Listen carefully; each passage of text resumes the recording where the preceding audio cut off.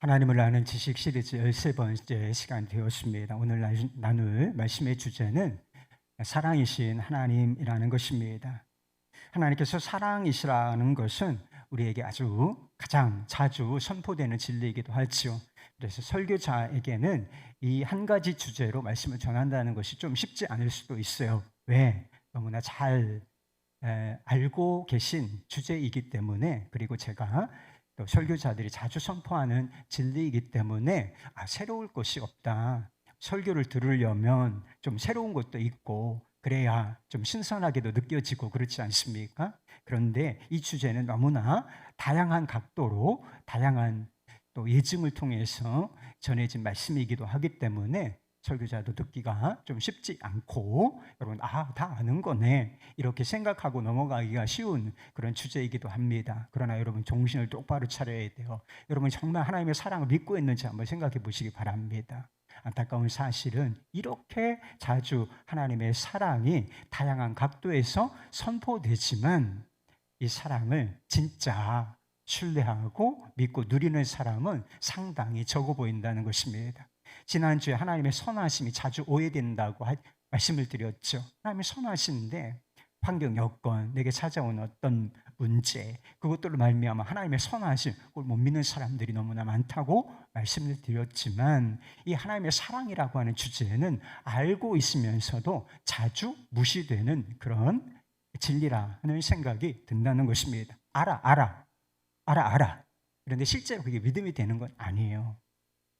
너무나 자주 흔들린 이 문제에 대해서 자주 이렇게 흔들리는 것을 볼 때에 우리가 진짜 안다, 머리로 아는 것과 이것을 진짜 믿는다, 믿음으로 누린다라고 하는 것은 결코 같은 문제가 아니라는 사실을 아셔야 하는 것입니다. 하나님께서 우리에게 은혜를 주시는데 사랑의 은혜를 주시죠. 근데 믿음이 없으면, 이것을 믿지 않으면 실제로 누리지는 못하는 거예요. 믿는 게 아니라니까요. 아직 거기까지는 믿는 게 아니에요. 그래서 믿어져야, 이게 믿음이 돼야 하나님의 사랑이 내 삶 속에, 내 마음 속에 실제가 되고, 그 사랑의 열매들이 내 마음 가운데, 인격 가운데, 그리고 삶 가운데 맺어지게 되는 거예요. 이 얼마나 놀라운 사실인지 몰라요. 창조주 하나님이 우리를 사랑하신다. 이 밤에 이 진리가 다시 한번 선포될 때인데 마음으로 받으시고 이 진리를 꼭 붙드시기를 간곡히 주의 이름으로 축복합니다. 하나님께서 사랑이시라고 할 때 사랑의 범위는 대단히 넓은 것입니다. 그래서 성경에 보면 사랑이라고 하는 개념과 거의 유사한 단어들, 비슷한 단어들이 다양하게 나오는 것을 알 수가 있어요. 은혜라고 하는 단어도 있고, 자비라고 하는 단어도 있고, 인애, 그리고 긍휼, 친절, 인내, 이런 것들이 다 사랑의 범주에 속한 개념들이라고 하는 것입니다. 그래서 큰 테두리로 보면 사랑에 속한 것들이에요. 사랑이에요. 그런데 사랑의 속성, 그리고 사랑이 어떤 상황 속에서 어떻게 나타나는가, 이것을 구체적으로 표현하기 위해서 은혜라고 부를 때도 있고, 자비라고 부를 때도 있고, 그리고 긍휼이라고 부를 때도 있고, 인애 또는 인내, 이렇게 부를 때도 있다라고 하는 것입니다. 우리도 사랑이라고 하는 개념을 아는 존재들인 것이죠. 그러나 우리가 알고 있는 사랑, 인간적인 사랑과 하나님의 사랑, 창조주 하나님의 이 사랑은 질적으로 완전히 다른 것이다. 유사한 점이 있어요. 그래서 이것을 공유적인 성품, 공유적인 속성이라고 불러요.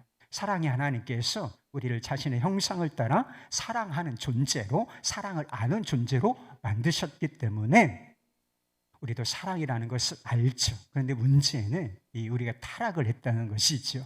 그래서 사랑이 되게 왜곡된 상황 속에 놓여 있기 때문에 진짜 사랑을 잘 몰라요.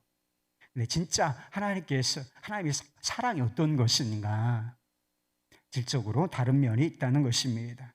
인간의 사랑은 이기적인 사랑이에요. 그러나 하나님의 사랑은 철저하게 이타적인 사랑을 말하는 것입니다. 다른 이의 유익을 위하여 나 자신, 그리고 나 자신에 속한 것들을 내어주는 것, 이것을 사랑이라고 부르는 것입니다.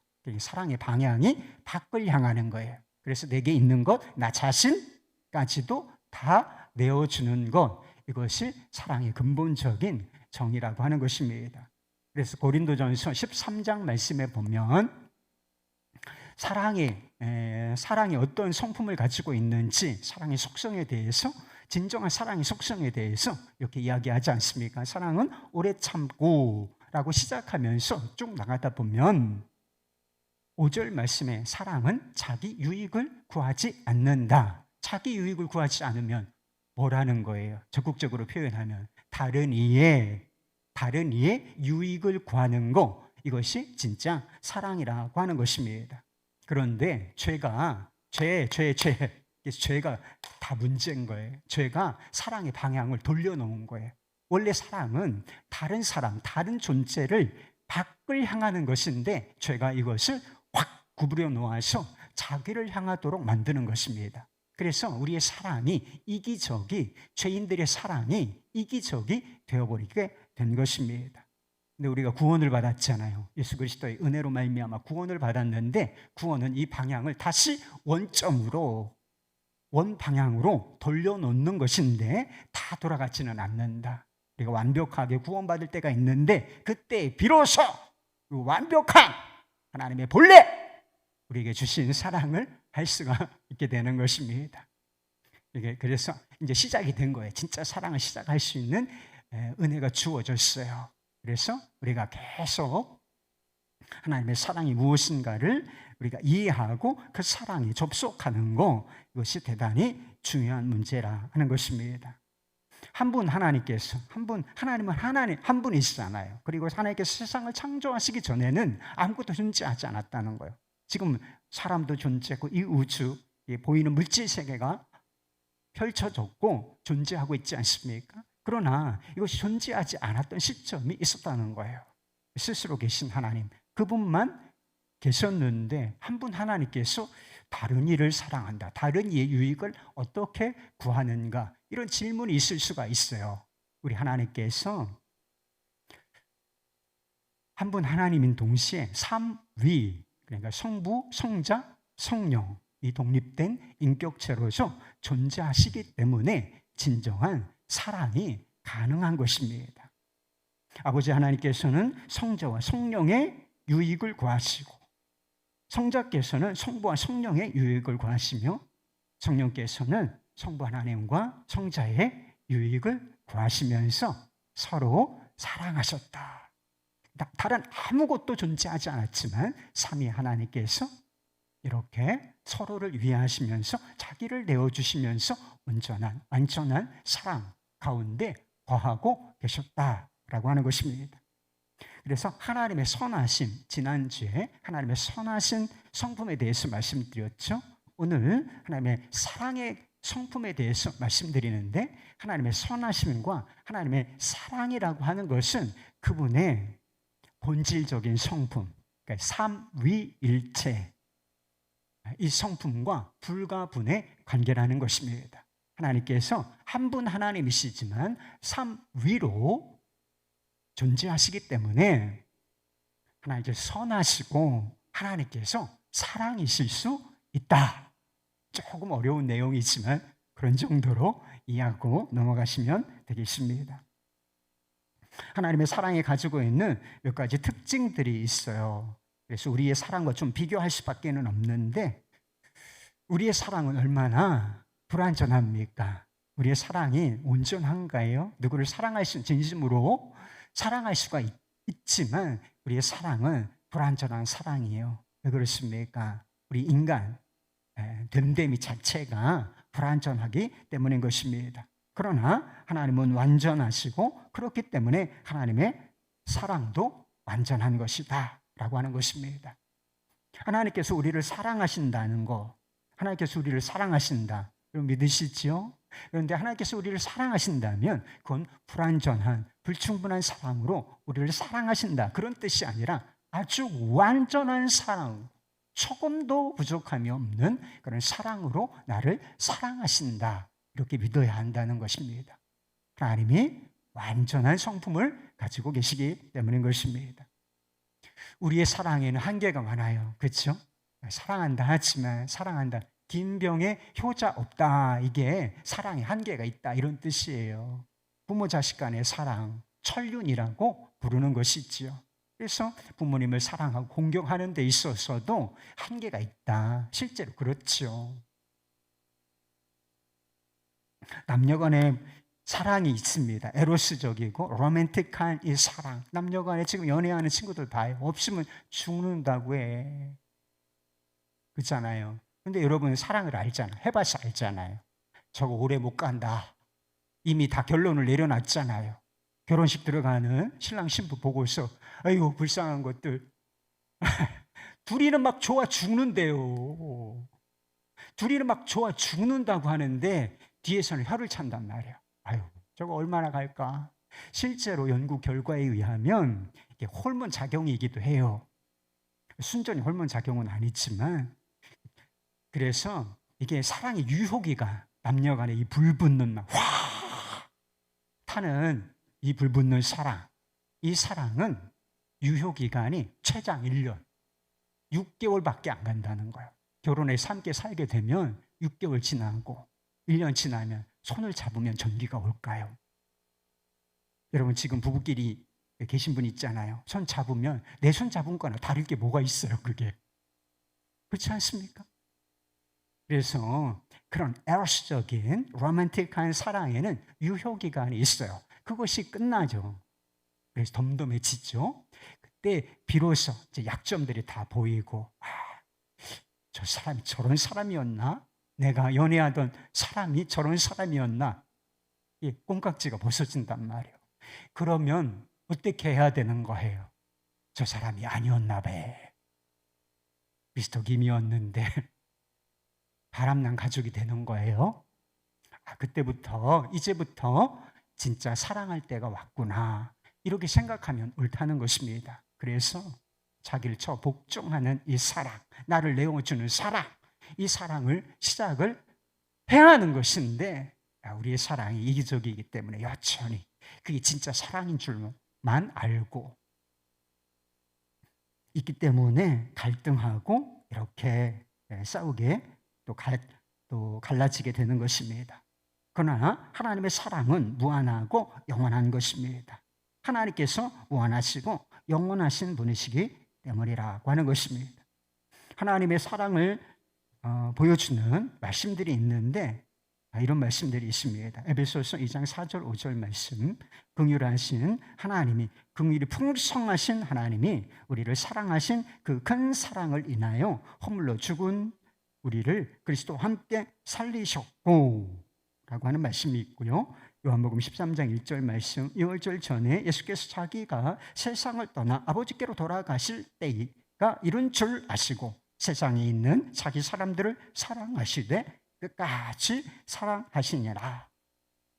하나님의 사랑의 속성을 보여주시죠. 긍휼의 풍성하신, 그리고 그 큰 사랑을 인하여, 우리의 사랑은 밑바닥에 깔려있단 말이야. 사랑이 있는지도 없는지도 몰라. 그래서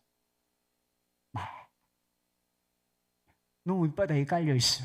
그런데 우리 하나님의 사랑은 막 넘쳐 흐를 정도로 풍성하고 한계가 없고, 그리고 시간적으로도 한계가 없다. 그래서 끝까지 endless love, 그래서 끝까지 하나님께서 누구를 사랑하시기로 결정하시면 그를 끝까지 사랑하신다라고 하시는 것을 말씀하고 있는 것입니다.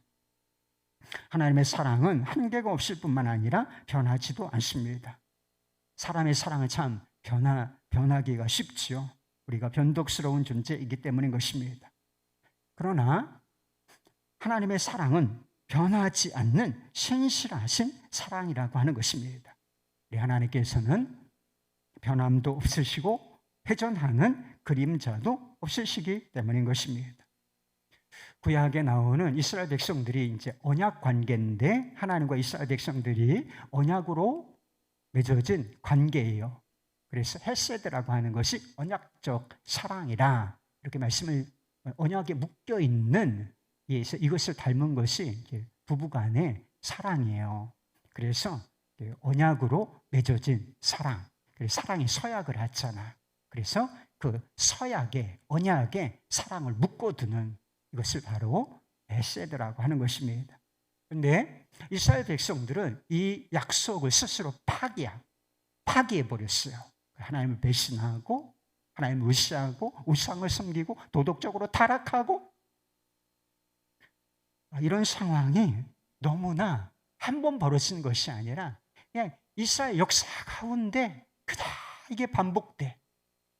하나님 건져주시며 다시 배신하고 우상 숭배하고 도덕적으로 부패하고 타락하고 사랑에서 떠나고 딴짓거리하고 막 이런단 말인 것이죠. 근데 이상해요. 저 같으면 버려버려도 수십 번도 더 버려버렸을 것 같아요. 하나님께서는 징계하시고 심판하실지언정 그들을 버리시지를 않는다는 것입니다.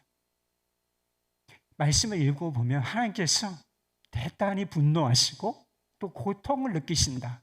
사랑할 때 고통을 느낄 수가 있어요, 여러분.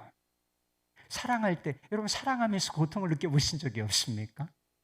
사랑에는 어쩌면 고통까지도 포함되는 것이 사랑이에요. 이스라엘 백성들을 사랑하시기 위해서 얼마나 주님께서 속을 끓이시고 그리고 고통하시는지 모른다는 것입니다. 그러나 결국 포기하지 않으신다는 거예요. 그래서 다시 이 형편없는 도덕적으로 파산하고 영적으로 파산한 이 백성들 끝내는 다시 일으켜 세워주시겠다 약속을 하시는 것을 보게 된다는 것입니다. 그래서 어떤 사람은 하나님의 사랑을 이렇게 이야기한 적이 있어요. 하나님의 사랑은 끝도 한계도 알지 못한다.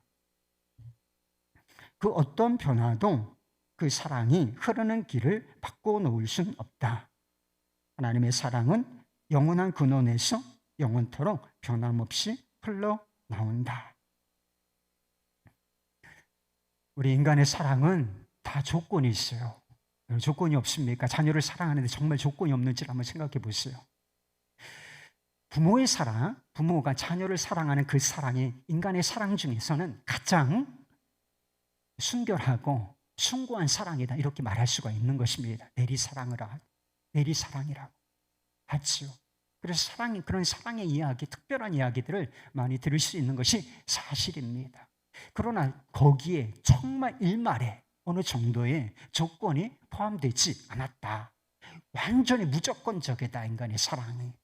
이렇게 이야기할 수가 있을까요? 그렇지 않아요.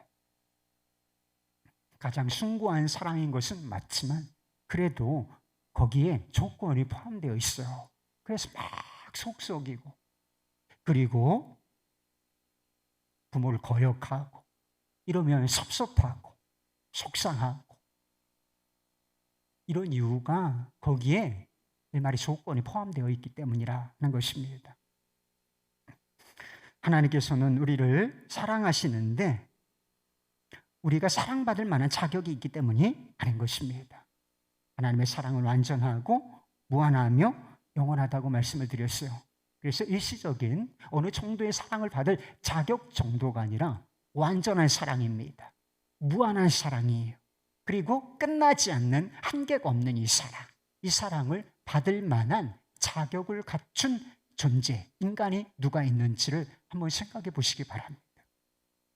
그런 사랑을 받을 자격이 있는 사람은 존재하지 않는다는 것입니다. 뿐만 아니라 우리가 죄인이란 말이에요.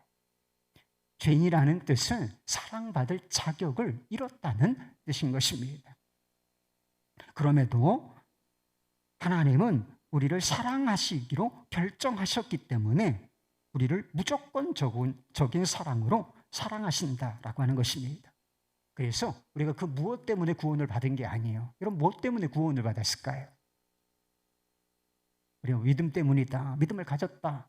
그래서 믿음으로 말미암아 우리가 의롭다 하심을 얻었다. 이런 이야기를 반복적으로 들었잖아요. 믿음, 그 위에는 또 뭐가 있을까요? 그 위에는 또 뭐가 있을까요? 그 위에는 또 뭐가 있을까요? 끝까지 추적해 올라가려면 결국은 뭐가 있냐? 하나님의 무조건적인 우리 어떠함에 상관치 아니하고 그저 뜻을 정하여 우리를 살아가시기로 결정을 하셨기 때문에 그냥 무한한 사랑을 우리에게 폭포수처럼 쏟아 부어주신 것입니다. 그래서 우리가 이 자리에 있는 거예요. 잘난 거 하나도 없어요, 여러분. 제가 잘난 게 하나도 없어요. 제가 잘나서 여기에 서 있습니까, 여러분? 하나님의 자녀라 목사라 불리는 것입니까? 여러분이 잘나서 하나님의 자녀가 된 것입니까? 왕 같은 제사장이 된 것인가요?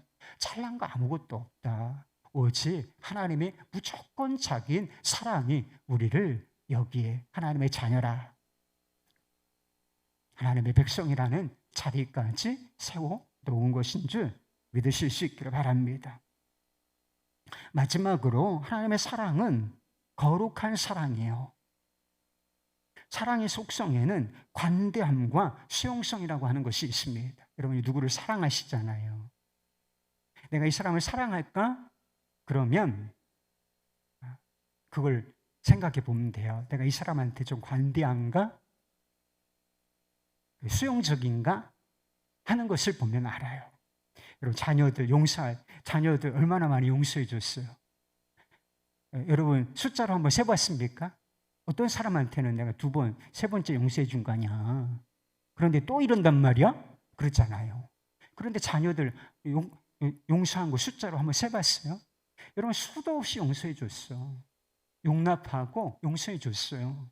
그리고 조금 까다로운 문제들도 다 수용해내는 그런 마음을 가졌단 말이에요. 자녀들한테는 그런 태도를 취했어요. 왜? 사랑하니까. 사랑은 그렇게 관대하고 또 수용성 있게 무엇인가를 받아들이도록 만드는 것입니다. 그런데요, 사랑이 관대하고 수용성이 있는 것은 아주 폭이 넓은 것은 맞지만 모든 것을 다 포용하고 모든 것을 다 수용하는 것은 아니라는 사실을 아셔야 돼요. 거기에 죄는 결코 포함되지 않는다라고 하는 것입니다. 하나님의 사랑은 무한하고 모든 것을 수용할 수 있지만 죄나 불법까지 수용하지는 않으신다라고 하는 것입니다. 왜요? 우리 하나님은 거룩하시고 공의로우신 분이시기 때문이라고 하는 것입니다. 하나님은 완전한 사랑이시기도 하시지만 동시에 우리가 놓쳐서는 안 되는 진리가 있는데 우리 하나님은 완전히 거룩하시고 죄가 하나도 없을 정도로, 그리고 모든 것에 대해서 옳은 것에 일치하도록 행하시는 공의로우신 분이시기 때문이라는 것입니다.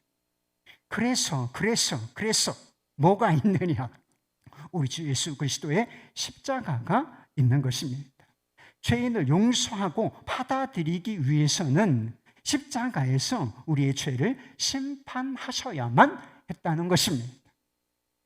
그래서 십자가는 하나님께서 죄를 그냥 용납하실 수 없는 거룩하고 공의로우신 분이라는 사실을 보여주는 동시에 하나님께서 이 죄인인 우리를 뜨겁게 사랑하신다라고 하는 거룩함과 사랑, 다르게 말하면 거룩한 사랑이라는 사실을 십자가가 보여주는 것이다 하는 것입니다. 하나님이 사랑이 거룩한 사랑이기 때문에 우리에게 훈련과 징계 이런 것을 제외시키지 않으신다 하는 것입니다.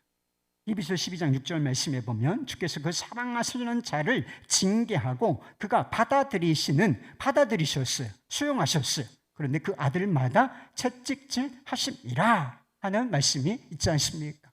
그래서 징계가 없으면 아들이 아니라는 거예요. 그러니까 하나님께서 우리를 사랑하시고 아들로 받아들여 주셨을 때 우리의 삶의 징계, 훈련, 징계와 훈련은 영어 단어는 discipline인데 똑같은 단어예요. 똑같은 의미인 것입니다.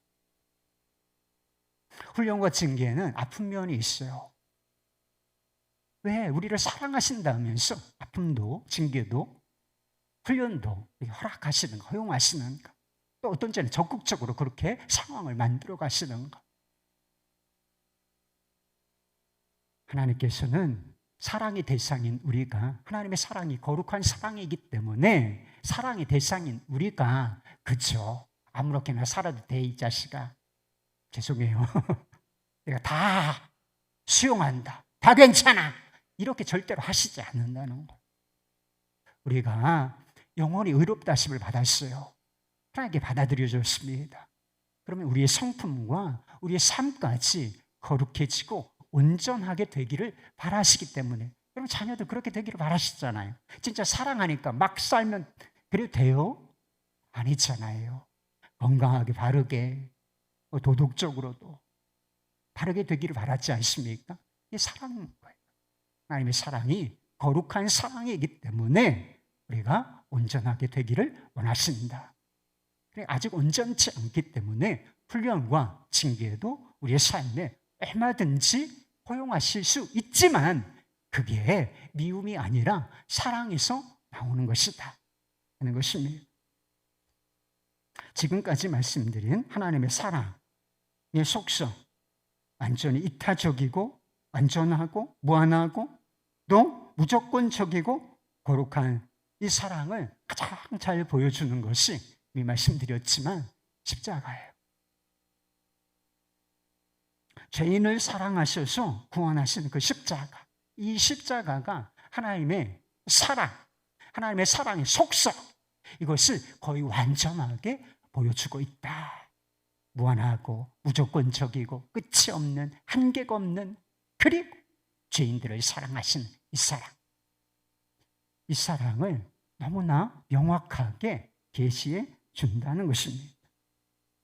하나님께서 우리를 사랑하시는 것이, 이런 사랑으로 우리를 사랑하시는 것이 쉬우셨을까 한번 생각해 보세요. 하나님이 전능하시니까 무엇이든지 다 하나님께 어려운 일이 없어요, 여러분. 하나님께서 전능하시다는 것은 하나님께 어려운 일 같은 것은 존재하지 않는다라고 하는 의미가 있어요.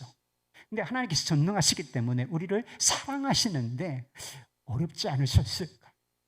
나 같은 죄인 사랑하시고 구원하시는데 하나님 어렵지 않으셨을까? 한번 생각해 보신 적이 있어요? 하나님의 사랑 막 자동적으로 됐을까요?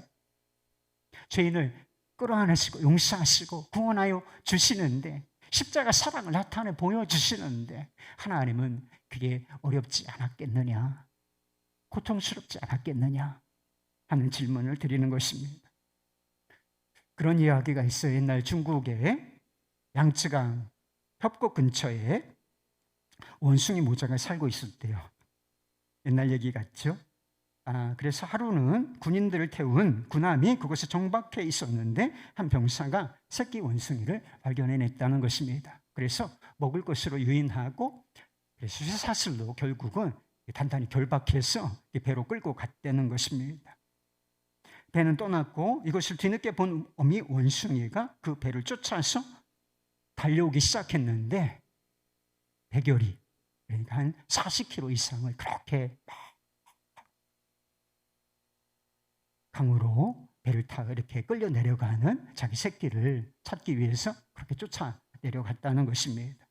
그리고 배가 육지가 가까워지는 그런 부분이 있었는데, 그래서 가장 가까워지는 그 지점에서 이 어미 원숭이가 펄쩍 뛰어가지고 그 배에 뛰어내렸다는 것입니다. 착지를 잘했대요. 그래서 새끼의 얼굴을 바라보는 순간 안타깝게도 이 어미 원숭이는 죽고 말았다는 것입니다. 그래서 이게 너무 이상하다 이런 생각이 들어서 군인들이 이 어미의 배를 갈라보았다는 것입니다. 그런데 놀라운 일이 있었다는 거예요. 어미의 창자가 다 이렇게 토막 다 끊어져 있었다라고 하는 이야기가 있습니다. 자식을 잃은 슬픔, 자식을 향한 모정, 뜨거운 사랑이 그 자녀를 구출해내기 위해서, 새끼 원숭이를 구출해내기 위해서 창자가 다 끊어져 나갔다라고 하는 것입니다. 그래서 배 안에 있는 모든 군인들이 이 어미 원숭이의 모정, 이것을 발견하고 대단히 숙연해졌다. 선장은 이 새끼 원숭이를 풀어주었다라고 하는 이야기가 중국 역사책에 나와요. 그래서 여기에서 유리한 이야기가 있는데, 고통을 표현하는 이야기가 있는데 단장의 고통이라는 이야기가 있는 것입니다. 창자가 끊어지는 고통. 그래서 인간이 상상하기 어려운 고통, 그 고통을 표현하기 위해서 창자가 끊어지는 고통, 단장의 고통이라는 표현을 쓰게 되었던 것입니다. 예수님께서 십자가에 달리셨을 때 아버지 하나님께서 느끼셨을 고통을 여러분 상상해 보십니까? 자기가 사랑하는 아들, 독생자, 여러분 자녀라고 한번 생각해 보세요. 근데 십자가에 매달려서 절규하고 고통하고 신음하고 눈물을 흘리고 아버지, 나의 아버지, 어찌하여 나를 버리셨습니까? 이렇게 떨고 아무것도 하지 못하는 가운데 그저 신음소리만 터져나온 아들의 모습을 보시고 하나님 아버지께서 어떻게 반응하셨을지, 하나님 아버지께서 어떤 고통을 느끼셨을지 한번 생각해 보셨습니까? 그 고통을 설명할 수 있는 단어가 있다면 그게 바로 단장. 하나님께 창자는 없으시죠. 하나님의 영이시니까. 그러나 창자가 끊어지는 고통, 단장의 고통을 느끼셨을 것이 분명하지 않겠습니까? 그래서 우리를 선택하시고 우리를 끝까지 사랑해 주시기 위해서 창자가 끊어져 나가는 이 고통을 감수해내신 것입니다. 사도 바울은 이렇게 말한 적이 있어요. 로마서 5장 8절 말씀, 우리가 아직 죄인 되었을 때 그리스도께서 우리를 위하여 죽으심으로 하나님께서 우리에 대한 자기의 사랑을 확증하셨느니라. 하나님께서 우리를 사랑하신다라고 하는 진리가 있잖아요. 하나님께서 우리를 사랑하신다. 말씀으로도 기록됐죠. 그리고 여러 가지 형태로 보여주셨습니다. 그러나 가장 완벽한 계시가 있는데 그게 바로 십자가라는 거예요. 우리 어떠함 때문에 우리를 사랑하신다는 것이 아니라 그냥 무조건적으로 그리고 풍성하고 영원하게 우리를 사랑하신다는 이 진리를 하나님께서 확증을 해주셨으니 내가 너희를 사랑한다. 끝까지 어떤 경우에 있었어도 나는 너희들을 포기하지 않고 사랑한다. 얘들아. 이렇게 선언해 주시고 확증해 주신 것이 바로 십자가라는 거예요. 하나님께서 이렇게 사랑을 보여주시고 확증해 주셨다면 우리에게 요구되는 것이 있어요, 여러분. 이게 뭔지 아세요? 하나님의 사랑을 믿고 받아들이는 것입니다. 하나님의 사랑을 보여주셨어요. 지금도 사랑하세요. 그렇다면 우리에게 요구되는 것은 마음을 열어서 그 사랑을, 그 어마어마한 사랑을 기꺼이 받아들이는 것이다 라고 하는 것입니다. 여러분은 하나님의 사랑을 받아들이셨습니까? 어떠한 상황 속에서도 흔들림 없이 하나님은 나를 사랑하시지. 누가 하나님 저희 사랑을 받고 있어요, 여러분? 누가 하나님의 사랑을 제일 많이 받고 있어요? 나지. 난 거지 누구예요, 여러분? 우리 주변에 나를 사랑해 주는 사람이 아무도 없습니까? 부모의 사랑을 받지 못했나요? 배우자의 사랑을 못 받았어요? 가족들의 사랑이 없습니까? 그래도 나를 사랑하시는 한 분이 계시다. 그게 누구세요, 여러분? 창조주 하나님. 모든 것을 통치하시는 왕이 나를 사랑하신다. 나를 사랑하신다. 이 사실 흔들림 없이 믿으십니까? 얼마 전에 제가 영상 하나를 보게 되었습니다. 어떤 영상이냐면 얼음이 반쯤 얼어있는 수영장이에요. 사람은 이제 수영을 하지 못하는 그런 상황 속에 겨울이었던 것 같아요. 그런데 수영장에 개 한 마리가 주변에서 어슬렁거리다가 이 개도 정신이 없지 수영장에 쑥 빠져버리고 말았던 것입니다. 그래서 호적거리다가 얼음 속으로 쑥 들어가 버려요. 그런데 그것을 어디서 지켜보고 있었던 주인이 있었던 것 같아요. 주인인 듯한 여자로 보이는 한 여자가 막 다급하게 뛰어오더니 조금도 망설이지 아니하고 그 수영장으로 뛰어드는 거예요. 그래서 수영장을 막 헤치고 걸어 다니면서 개를 찾아요. 개를 쉽게 발견할 수 있을 것 같죠? 아니에요. 수영장이 뭐 그렇게 넓지는 않아 보이는데 얼음 밑을 쑥 들어가 보여서 어디가 있는지 막 다급하게 손짓하면서 얼음을 막 헤쳐가면서 그 막 얼음장이죠. 막 그 물의 온도가. 근데 거기 들어가서 그렇게 막 허우적거리면서 거인이 잠수하다시피 해가지고 개를 건져 올렸어요. 그리고는 밖에 안고 꼭 안고 따뜻한 곳으로 갔겠지요. 그런 영상을 보게 되었습니다. 그런데 그 영상에 수없이 많은 댓글들이 달렸어요. 무슨 내용이 제일 많이 달렸을 것 같습니까? 이 여자가 이 주인이 개를 진짜 사랑하는가 보다. 이런 댓글들이 되게 많이 달렸다는 것입니다. 개를 구하기 위해서 차가운 수영장에 뛴 주인의 사랑과 죄인을 구하시기 위해서 고난과 죽음의 십자가, 그 죽음의 바다에 뛰어드신 주님의 사랑을 비교할 수 있겠습니까? 그런데 사람들이 이상하죠. 그런 장면을 보고서 이 여자가 그 개를 그렇게 사랑하나 보다 라고 생각하면서 아니 나 같은 죄인, 가치 없는 죄인, 지옥에 가야 마땅한 이런 죄인 구하시기 위해서 예수님께서 이 땅에 오시고 인간이 되시고 고난 받으시고 죽음의 십자가에 자기를 내 던지셨는데 거기에 대해서는 무감각해요. 조건 따져가면서 어려운 일이 있으면 하나님 나 사랑 안 하시나 보다. 이거 생각하고 하나님의 사랑을 너무 무시하는 것 아닙니까? 도대체 하나님께서 또 뭘 보여주셔야 한다는 것입니까? 뭘 더 보여주시면 하나님의 사랑을 믿을 거예요, 여러분.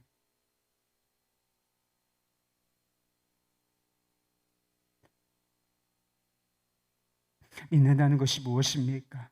사도 요한에 의하면, 오늘 본문 말씀에 의하면 믿는다는 게 뭐냐? 하나님께서 우리를 사랑하신다는 그 사랑을 믿는다는 것이다. 그리고 믿는다는 것은 결국 하나님의 사랑 안에 거한다는 것이다. 사랑 속에, 사랑을 믿으니까 그 사랑 안에 거하는 것 아니겠습니까? 하나님의 사랑 안에서 그 사랑의 실체는 십자가이고 그 장엄한 사랑의 확증, 실체, 그것이 십자가인데 그것을 보고서 하나님이 나를 사랑하신다. 그 사랑을 받아들이고 믿는 것, 그 사랑 안에 거하는 것, 이것을 예수를 믿는다고 말하는 것입니다. 하나님을 믿는다라고 말하는 것입니다. 그리고 하나님의 사랑을 믿는다는 것은 한 가지를 더 포함해요. 하나님을 사랑한다는 것을 의미하는 것입니다. 하나님의 사랑이 믿어져, 깨달아져, 이해가 돼, 감격이 생겼어요. 그러면 당연히 그 사람 마음속에도 우리를 그렇게 사랑하시는 하나님에 대해서 사랑하는 마음이 생기게 돼 있다는 거예요. 그래서 요한일서 1장 19절 말씀에 보면 우리가 사랑하면, 누구를 사랑하면? 하나님을 사랑하면 그가 먼저 우리를 사랑하셨습니다.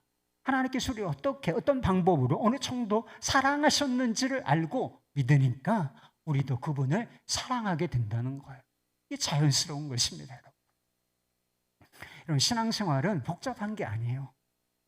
하나님의 사랑을 받아 누리고 하나님을 사랑하는 것, 이것이 신앙생활의 핵심이고 사실 신앙생활의 전부라고 해도 과언이 아닌 것입니다. 먼저 찾아오신 그 사랑을 마음을 열어서 확 하고 받아들이고 그 사랑 위에 서고 그 사랑 안에 거하여 살고 우리도 저도 주님을 사랑합니다. 나 같은 죄인 사랑하시니, 가치 없는 저 같은 죄인 사랑하시니 너무나 감사합니다. 저도 주님을 사랑해요. 이렇게 고백하고 그 토대 안에서 살면 되는 거예요. 성경에서 하나님과 우리와의 관계를 뭐라고 묘사하기를 좋아하는가? 결혼 관계를 통해서 묘사하기를 좋아한다는 것입니다. 그래서 예수님을 신랑이라 부르고 우리를 뭐라고 부르는가? 교회를 뭐라고 불러요? 그리스도의 신부된 공동체. 우리 한 사람은 그리스도의 신부가 되는 것이 아니겠습니까? 그래서 이게 뭘 설명하려고 하는 것인가? 이 관계가 사랑으로 맺어진 관계고 이 관계는 결코 끊어지지 않는다라고 하는 사실을 이 결혼 관계를 통해서 보여주시고자 하는 것이다라고 하는 것입니다. 여러분, 신앙생활이 어렵습니까? 아니에요. 하나님께서 우리를 얼마나 사랑하시는지를 알면 신앙생활은 어려운 게 아닙니다. 신앙생활이 버겁습니까? 무겁습니까? 우울한가요? 아니, 왜 신앙생활이 우울하죠? 이렇게 우리가 사랑을 받고 있는데 신앙생활이 우울할 이유가 뭐가 있습니까? 하나님이 우리를 이렇게 이와 같이 사랑하신다. 이렇게 고백할 수 있는 사람은 행복한 사람인 것입니다. 이 시간이 힘든가요? 육체적으로 힘들 수 있죠. 여러분, 이 시간이 육체적으로는 좀 힘들 수 있어. 왜? 열심히 일하다가 피곤한 몸 이끌고 왔으니까 육체적으로는 피곤한 시간일 수 있어요. 그런데 예배 드리는 게 피곤하다. 여러분, 그만둬요. 그런 예배. 아무 능력이 없어요. 하나님 기뻐하시지 않고 우리에게도 아무 능력이 안 됩니다. 예배와 기도 기본적으로 다 기쁘고 즐겁고 행복한 것이라는 것입니다. 사랑이 그 핵심이기 때문이라고 하는 것입니다. 하나님의 사랑이 머리를 거쳐 가슴과 우리의 삶으로 확 하고 퍼지게 되면 많은 것이 변화되게 돼 있어요. 그래서 우리의 마음도 변하고 우리의 성품도 변하고 성품과 마음이 변하기 때문에 자연스럽게 우리의 삶도 변하게 되어 있는 것입니다. 억지로 노력으로 이를 악물고 스스로를 변화시키는 것이 아니라 하나님의 사랑을 먹고 마심으로 말미암아 우리의 삶이 변화되어지게 되는 것입니다. 이게 복음인 거예요, 여러분. 하나님의 사랑이 믿어지고 누려지면 어떤 일이 벌어지는가? 우리 안에 두려움이 사라지게 되는 것입니다. 요한일서 4장 18절 말씀, 사랑 안에 두려움이 없고 온전한 사랑이 두려움을 내쫓는다, 이런 말씀이 있어요. 여러분, 우리를 두렵게 하는 요소들이 얼마나 많은지 모르지요. 사고, 질병, 죽음, 이런 것들이 있지 않습니까? 다 두려운 것들이에요. 온갖 수단과 방법을 동원해서 이 두려움을 통제해 보려고 하지만 다 소용없는 일이라고 하는 것입니다. 이런 것을 완벽하게, 아무리 돈이 많아도 아무리 힘이 세고 권력이 있어도 이런 것들은 통제할 수가 없게 되는 것입니다. 한 가지만 보면 알아요. 죽음을 통제할 수 있는 사람이 누가 있어요? 우리 중에 죽음을 통제할 수 있는 사람이 누가 있습니까? 통제가 안 되는 거예요. 이건 당하는 것이잖아요. 그러니까 죽음이 가장 두려운 것이다. 나머지도 다 똑같다는 거예요. 그러나 하나님께서 우리를 사랑하신다는 사실을 알게 되면 이런 두려움에서 우리가 노임을 받게 된다는 것입니다. 사랑이라고 하는 것이 소극적으로는 다른 이에게 해를 끼치지 않는 거예요. 적극적으로는 다른 이의 유익을 구하는 것이다 말씀을 드렸습니다. 하나님께서 나를 사랑하신다는 것이 어떤 의미가 있는 것인가? 해가 되는 것으로부터 우리를 보호하시고 우리의 유익을 우리가 이 생명 다하는 날까지, 이 세상에서의 삶이 다하는 날까지 해로부터 보호하시고 그리고 우리의 유익을 구하신다. 이게 믿어지면 삶이 너무 두렵다, 이런 증상들이 사라지게 된다는 것입니다. 시편 118편은 다윗이 사람들에게 둘러싸여서 고통을 겪을 때 그런 일을 겪은 후에 써준 시인 것입니다. 그러나 다윗은 그런 상황 속에서도 두려워하지 않는다고 고백해요. 이유가 나와요. 6절 말씀, 여호와는 내 편이시라. 내가 두려워하지 아니하리니 사람이 내게 어찌할까. 제가 보니까 작은 개도 자기 집 앞에서는 당당히 지는 모습을 보았어요. 작은 강아지야. 근데 자기 집에 싹 들어가더니 큰 개한테 성질을 부리는 거예요. 밖에서는 도무지 그럴 수가 없어. 그런데 자기 집에 돌아오니까 그 큰 개 앞에서도 당당해지는 모습을 보이는 것을 제가 본 적이 있어요. 자기 집에 누가 있기 때문이에요? 자기 편이 되어줄 주인이 있기 때문이라고 하는 것이 있죠. 전능하신 하나님께서 내 편이시고 끝까지 나의 이익을 위하여 일하시고 싸우신다. 우리를 적대시하는 것들에 대하여 맞서 일어나 싸우신다 라고 하시는 확신을 가져봐요. 아니 걔도 50%라니까 여러분. 세상 앞에서 위축될 만한 상황이 있죠. 힘든 요소가 있습니다. 그럼에도 불구하고 우리가 담대하고 당당해질 수 있다는 사실을 믿으시기를 바랍니다. 하나님의 사랑은 우리를 기쁘게 만들어요. 삶의 활기를 준다는 것입니다. 사랑하고 사랑받는 것만큼 행복한 사람을 행복하게 하는 것은 없기 때문이라고 하는 것입니다. 미국 대통령 중에 우드로우 윌슨이라고 하는 사람이 있다는 것입니다. 이분은 나이가 많은 점잖은 노인이었습니다. 아래 위로 긴 얼굴에 두꺼운 안경이 걸쳐져 있었다 그래요. 매우 점잖은 성격이었기 때문에 그가 말을 시작하기 전에 약간 기침소리를 내면서 말을 하는 것에 대해서도 사람들이 보기엔 소란스럽게 느낄 정도였다는 것입니다. 그런데 사별을 하셨던 모양이에요. 어느 날 이제 켈트 부인이라고 하는 미망인을 사랑하게 되었다는 것입니다. 나이가 드셔서 미망인을 만나고 사랑에 빠지게 된 거예요. 그런데 윌슨 대통령은 나는 그와 결혼할 것이요 이렇게 말하면서 벌쩍 뛰기도 하고 집무실에서 이렇게 춤을 추기도 하는 그런 모습을 보였다는 것입니다. 대단히 점잖은 사람이요. 기침소리가 크게 느껴질 정도로. 그러나 사랑이 완전히 사람의 태도를 바꿔 놓은 것이 아니겠습니까? 스바냐서에 보면 우리 하나님께서 얼마나 점잖으시냐. 점잖으신 정도가 아니라 우리 하나님은 위엄이 있으신 분이에요. 전능하신 분이십니다. 어떻게 보면 두려운 분이세요. 근데 그 하나님께서 우리를 어떤 시각으로 바라보시는지가 잘 묘사되어 있습니다. 3장 17절 말씀, 너희 하나님 여호와가 너희 가운데 계시니 그는 구원을 베푸실 전능자이시라.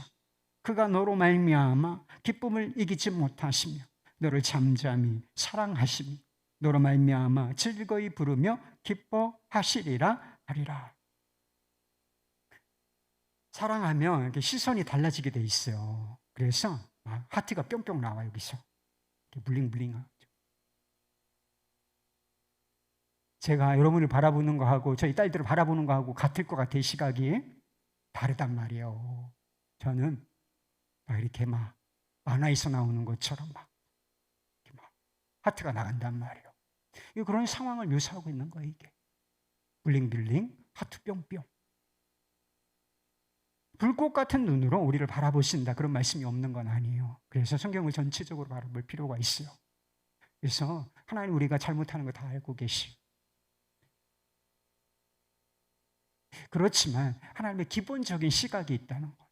우리를 어떻게 바라보시는가. 어떻게 하면 기쁨을 못 이깁니까 여러분? 어떻게 하면 기쁨에 스스로 져요? 내가 너를 이 자식 내가 너를 너무 사랑하잖아. 미칠 것 같아 나. 이런 표현이 여기 들어와 있는 거잖아요. 그래서 이것이 이 하나님의 시각, 이 하나님의 사랑은 교통이거든요. 그래서 이 하나님의 시각이 우리에게 깨달아지고 전달이 되어지면 우리에게도 기쁨이 임하는 것. 여러분 이것이 당연한 이치가 아니겠습니까? 그래서 우리의 예배, 기도, 신앙적인 모든 활동 그러면 이게 전혀 우울할 일이 없는 거예요. 다 기쁨이고 다 사랑에 속한 것이고 다 행복한 행위가 되는 것입니다. 하나님의 사랑은 우리에게 자유를 주는 것입니다.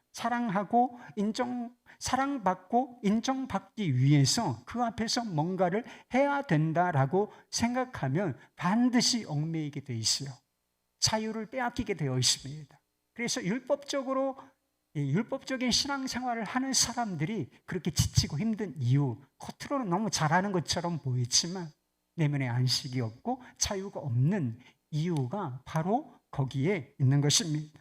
그러나 하나님께서는 우리가 무엇을 하지 않아도 우리를 이미 더 사랑할 수 없을 정도로 사랑하신다는 것입니다.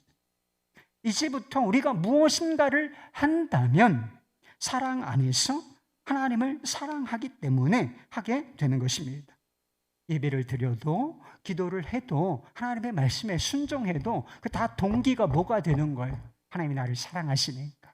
그 사랑에 대한 응답으로 하게 되는 것입니다. 사랑받기 위해서 하는 것이 아니라 인정받기 위해서 더 나은 위치에 올라가기 위해서 하는 것이 아니라 이미 나를 너무나 사랑하신다. 이게 진리이기 때문에 저도 주님을 사랑해요. 이런 표현 방법으로서 예배가 되고 기도가 되고 순종이 되는 것입니다. 예배 안 드린다고 생각이 되면, 예배 안 드리면 하나님의 사랑을 잃는다고 생각 한번 해보세요. 이 예배가 기쁨일 리가 있겠습니까? 기도 안 하면 나쁜 일이 생길지도 몰라. 이렇게 생각한다면 기도가 노동이지 기쁨일 리가 있겠어요, 여러분? 무거운 것이 되고 마는 것입니다. 탕자의 비유에서 첫째 아들은 성실하고 순종적인 아들이었습니다. 그러나 그에게 섬김과 순종은 자유와 기쁨이 아니었다는 것입니다. 무거운 짐처럼 변질되어 있었다는 것입니다. 아버지가 집으로 돌아오는 동생, 이 방탕한 녀석이지, 삶을 낭비하고 물질을 낭비한 이 녀석, 돌아왔을 때 무조건 받아주고 살진 송아지를 잡아서 잔치를 벌여주었을 때 온 집안 사람 그리고 동네 사람들까지 다 먹고 마시며 기뻐하였지만 딱 한 사람, 기쁘지 않은 사람이 있었다. 그게 바로 첫째 아들, 둘째 동생의 형. 그 사람은 기쁘지 않았다는 것입니다. 아버지는 모든 것을 내어주고 있어. 이 첫째 아들에게도. 다 내 것이 아니냐 이게. 내 것이 다 너의 거야. 아버지는 그렇게 사랑을 주고 있는데 아버지와 대단히 메마르고 조건적인 사랑, 조건적인 관계를 맺고 있었기 때문이라고 하는 것입니다. 아버지를 사랑하는 마음으로 한 게 아니기 때문에 이게 다 무거운 짐처럼 종노릇, 집에서 종노릇하고 있었다라고 하는 것입니다. 언젠가 어떤 사람이 스펄전 목사님을 찾아와서 저는 술을 마시지 않습니다. 저는 담배도 피지 않습니다. 저는 영화도 보지 않습니다. 저는 욕도 하지 않습니다. 라고 말했대요.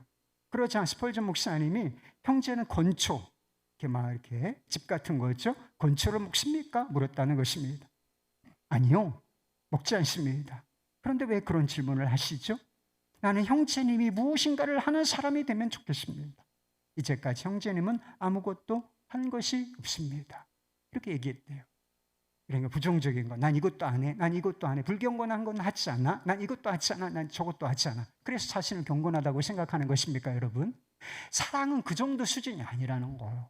하나님의 사랑을 우리가 알잖아요, 느끼잖아요. 사랑이 우리에게 동력이 되지 않습니까? 우리가 하나님을 사랑하잖아요. 그럼 뭔가를 하게 돼 있어요.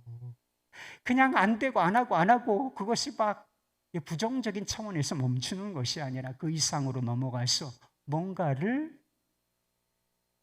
기쁘고 감사한 마음으로 하게 되어 있다는 것입니다. 사도 요한이 하나님의 계명은 무거운 것이 아니로다라고 말했습니다. 하나님의 말씀에 순종하는 것이 무겁고 힘든 일이 아니라는 거예요. 어떤 사람에게 하나님의 사랑을 알고 그 사랑을 누리며 하나님을 사랑하는 사람에게 하나님의 말씀에 순종하는 것, 하나님의 계명은 어려운 일이 아니에요. 무거운 거 아닙니다. 하나님께서 우리를 사랑하신다는 사실은 우리에게도 또 다른 사랑을 요청하는 것이 있어요. 요한일서 4장 11절 말씀, 사랑하는 자들아 하나님이 이같이 우리를 사랑하셨은즉 우리도 서로 사랑하는 것이 마땅하도다. 우리가 서로 사랑하는 게 마땅하다는 거예요. 다른 사람을 사랑하고 우리가 형제라고 불리는 이 공동체 안에서 서로를 사랑하는 것이 마땅하다, 이렇게 말하는 것입니다. 왜 그렇죠? 하나님께서 이같이 이와 같은 방법으로 십자가 그 사랑으로 우리를 사랑하셨기 때문에 그 사랑을 알고 우리가 받았다면 우리가 서로 사랑하는 것이 마땅하다, 이렇게 말씀하고 있는 것이죠. 그리고 이치적으로 옳지 않습니까? 본래 우리 안에는, 죄인들 안에는 사랑이 없습니다. 그래서 우리 힘으로는 가족조차 사랑하기가 힘든 거예요. 배우자조차 여러분 사랑이 자신이 있습니까, 여러분? 사랑이 자신이 있어요? 사랑을 모르는 사람, 주제 파악이 안 된 사람이에요. 여러분, 우리 안에는 제 안에 무슨 사랑이 이렇게 많을 것 같으세요? 제 안에 사랑이 없어요, 여러분. 그러나 잊으면 안 되는 거, 우리가 사랑이 없다, 이것을 인정해야 돼요. 내 사랑으로 가족조차 사랑하기가 어렵다. 아니, 가족이 사랑이 안 되는데, 내 배우자가 사랑이 안 되는 누굴 사랑합니까? 원수를 사랑할 수 있다고요? 착각하지 마세요. 아무것도 안 돼. 그래서 우리 안에 사랑이 없다는 것을 인식하는 게 중요해요. 그게 우리의 실체니까. 그러나 동시에 잊으면 안 되는 것이 있어요.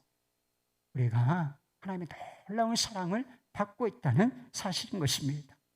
완전하고 한계가 없고 자신을 온전히 내어주시는 이 사랑이 우리 안에 있고 이 사랑이 우리를 감싸고 있다는 사실인 것입니다. 그 사랑이 우리의 영혼과 우리의 삶을 관통하고 있다는 사실인 것입니다.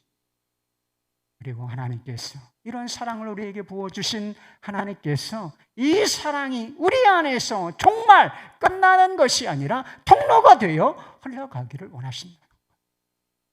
그래서 내가 사랑받고 있지, 하나님의 놀라운 사랑받고 있지, 그것을 인식하고 내가 하나님의 사랑을 막지 않으리라 이 생각하고서 사랑의 발걸음을 떼어보려고 하는 것입니다. 하나님께서 이같이 우리를 사랑하신다는 사실을 알고 믿을 때에 그 사랑에 힘입어서 우리도 다른 사람을 사랑할 수가 있게 되는 것입니다. 하나님께서 우리를 사랑하십니다. 하나님께서 여러분을 사랑하세요. 지겹게 들었던 이 말씀, 여러분 진리가 되는 것이 중요한 거예요.